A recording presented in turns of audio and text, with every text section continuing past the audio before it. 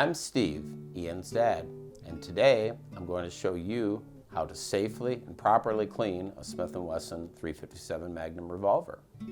Before we get started, I'll briefly show you what we're going to need to do this. We need some solvent, that's to clean the debris out of the gun, oil, a swab, and a brush, which all come in this convenient kit right here. It can be bought at any hardware store, sporting goods place. We also have some paper towels, a nice little thing down here to keep from a mess, some extra swabs. And before we get started, the most important thing is safety.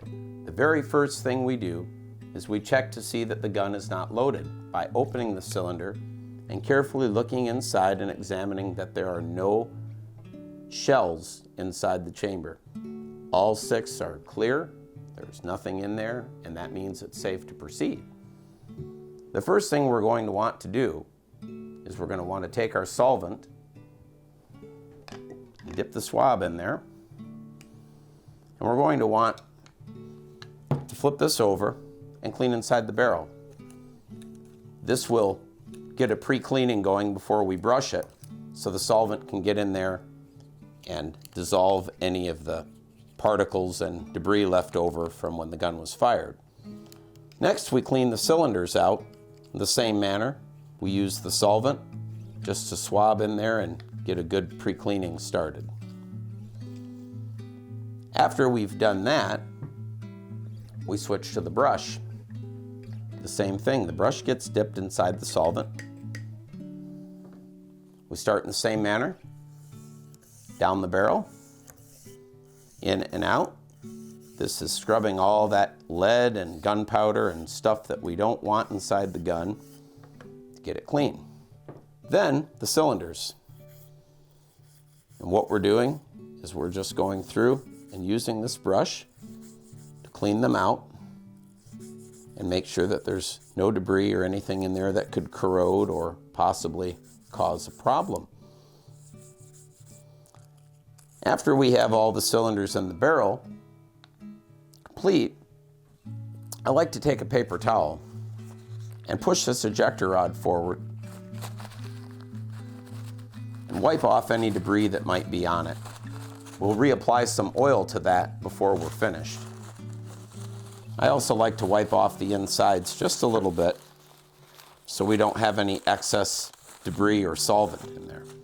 Now we switch our swab to a clean one. These are technically called patches, but you can call them whatever you like.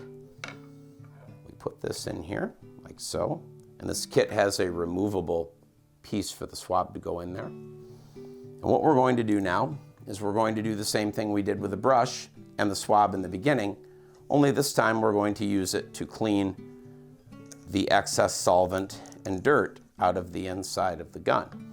Starting with the barrel, then doing the cylinders, and turning the cylinder with my thumb while swabbing out each of the ports, the chamber there. After we finish doing that, I fold up another swab and we get some of our oil. Only a couple drops are needed.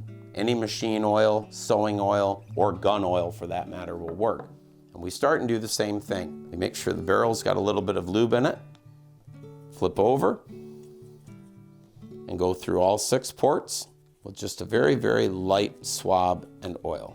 When that's complete, I use my paper towel one more time and make sure I've wiped up all the excess. Then I push the ejection rod forward with my finger and use a drop of oil, which will help this eject the shells and for it to work properly. I also like to put a small drop of oil on the cylinder itself and inside the crane.